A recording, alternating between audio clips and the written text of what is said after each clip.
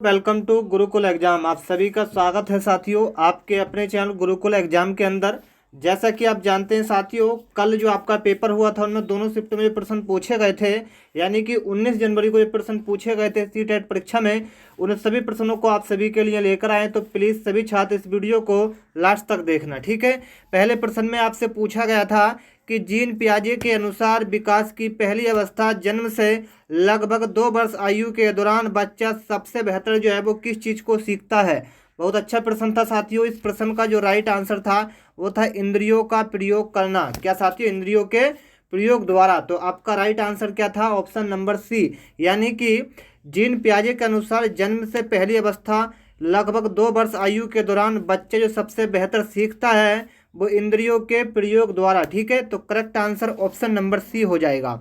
आगे आपसे पूछा गया था मित्रों कि सबसे अधिक गहन और जटिल समाजीकरण होता है।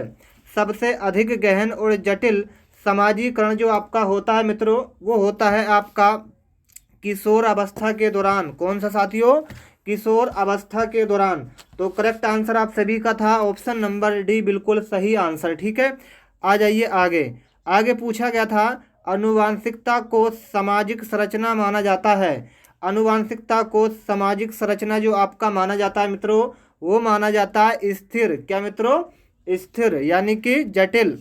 आगे पूछा गया था सीखने का वह सिद्धांत जो पूर्ण रूप से केवल अवलोकनीय व्यवहार पर आधारित हो और सीखने के सिद्धांत से समृद्ध हो, तो वो कहलाता है मित्रों व्यवहारीवादी। क्या साथी? व्यवहारवादी। ऑप्शन नंबर इस प्रश्न का आपका सही आंसर हो जाएगा।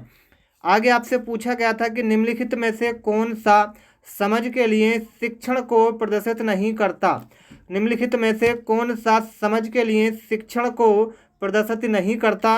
वो करता है साथियों, नोट करते चलेंगे सभी छात्र, वो करता है विद्यार्थियों को एकांकित तथ्यों और प्रक्रियाओं को याद करने के योग्य बनाना। तो करेक्ट आंसर आप सभी का जो हो जाएगा वो ऑप्शन नंबर बी हो जाएगा मित्रों, ठीक है। सभी छात्र ध्यान से नोट करते चलेंगे, कॉपी पेन लेकर बैठेंगे सभी छात्र।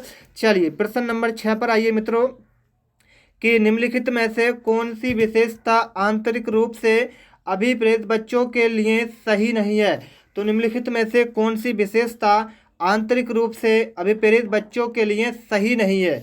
प्रश्न नंबर 6 का आंसर आप सभी का हो जाएगा ऑप्शन नंबर सी, बिल्कुल सही आंसर। क्या मित्रों? ये हमेशा सफल होते हैं। क्या होते हैं मित्रों? ये हमेशा क्या होते हैं? सफल होते हैं, ठीक है। आ जाइए मित्रों आगे। आगे बहुत अच्छा प्रश्न आप सभी के लिए पूछा गया था कि एक शिक्षिका अपने कक्ष को, यानी कि कक्षा को, एक शिक्षिका अपने कक्षा को प्रतिभागी बच्चों की योग्यताओं की उपलब्धि चाहती है। अपने उद्देश्य की प्राप्ति के लिए निम्नलिखित में से उसको क्या नहीं करना चाहिए। काफ़ी इंपॉर्टेंट प्रश्न है। अगर मैं इस प्रश्न के उत्तर की बात करूं तो इस प्रश्न का जो राइट आंसर होगा वो हो जाएगा विशेष ध्यान के लिए उन्हें समकक्षियों से अलग करना, ठीक है। तो correct answer option number A आपका सही आंसर हो जाएगा। आ जाइए मित्रों, बहुत अच्छा प्रश्न है।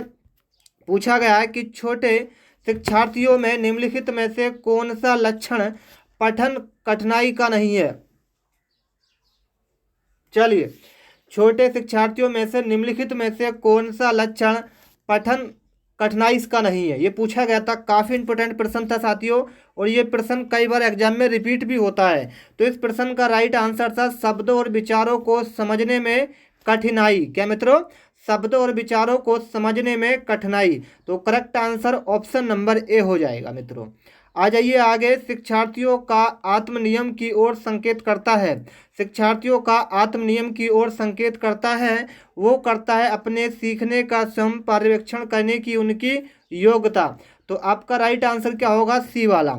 आ जाइए मित्रों आगे। पूछा गया है कि निम्नलिखित में से किस कथन को सीखने के लक्षण के रूप में नहीं माना जा सकता। चलिए प्रश्नों को दोबारा पढ़ते हैं और समझते हैं कि निम्नलिखित में से किस कथन को सीखने के लक्षण के रूप में नहीं माना जाता, ठीक है।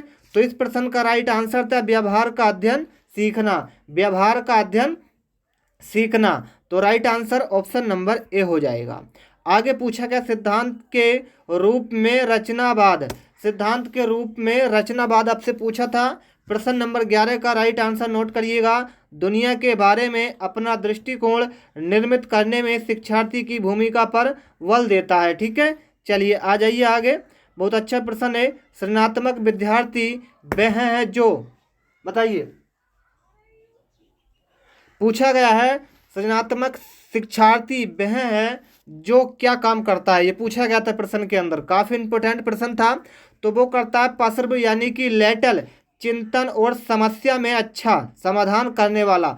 दोबारा प्रश्न को समझिए, इंपॉर्टेंट है, कुछ छात्रों के समझ में नहीं आएगा।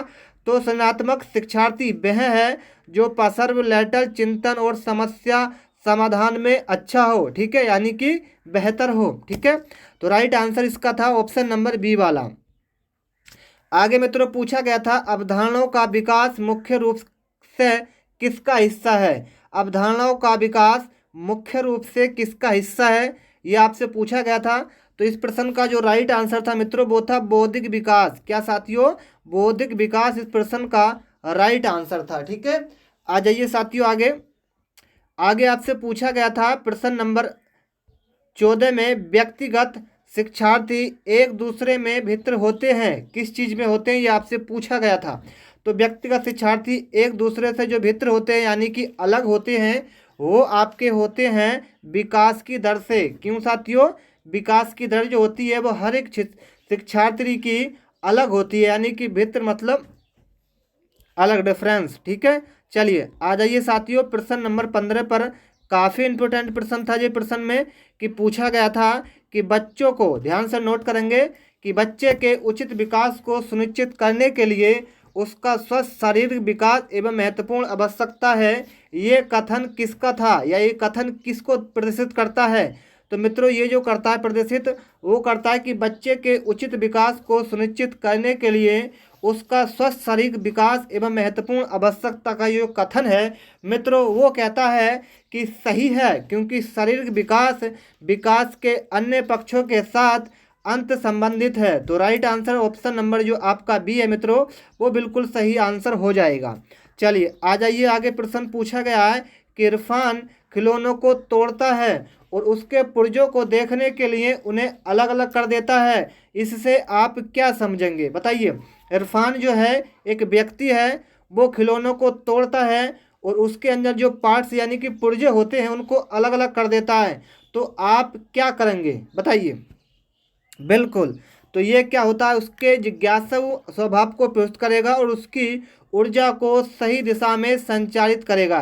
दोबारा पढ़िएगा प्रश्न को, कि जिसके जिज्ञासु स्वभाव को प्रोत्साहित करके और उसकी ऊर्जा को सही दिशा में संचालित यानी कि दौड़ाएगा, काम को करेगा। ठीक है, चलिए प्रश्न नंबर 17 पर आइए मित्रों। पूछा गया है कि बच्चे के विकास के सिद्धांत को समझना शिक्षक की सहायता करता है। एक बच्चा है, उसके सिद्धांत को समझने के लिए एक शिक्षक यानी कि एक टीचर, अध्यापक की सहायता क्या चीज़ करती है, ये आपसे पूछा गया है मित्रों। प्रश्न को समझिए।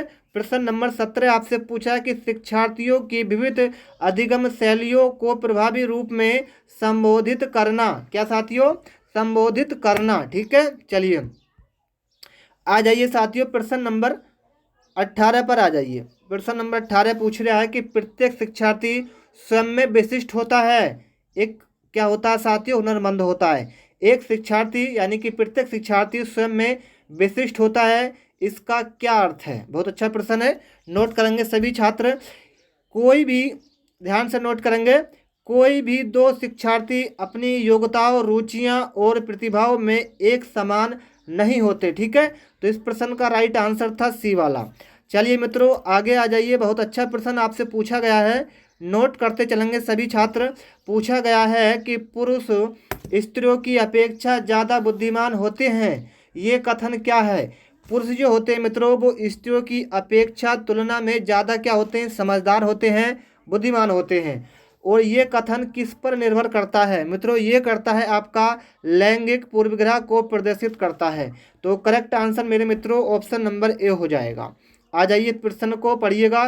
क्रिस्टीना अपनी कक्षा को क्षेत्र भ्रमण लेती है और वापस आने में अपने विद्यार्थियों के साथ भ्रमण पर चर्चा करती है, ये किस चीज़ की ओर संकेत करता है। ये प्रश्न मित्रों ये करता है नोट करते चलना, सीखने की आकलन, जिसको हम कहते हैं असेसमेंट। ठीक है साथियों, क्या कहते हैं? असेसमेंट। ठीक है,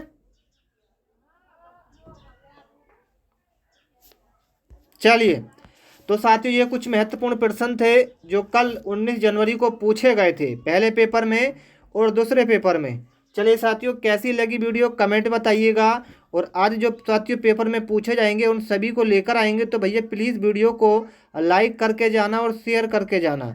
और आप हमारे चैनल पर पहली बार आएँ तो नीचे एक लाल रंग का बटन मिलेगा, उसको दबाकर हमसे चैनल को सब्सक्राइब जरूर कर लेना। ठीक है, मिलते हैं नेक्स्ट वीडियो में, तब तक के लिए जय हिंद जय भारत।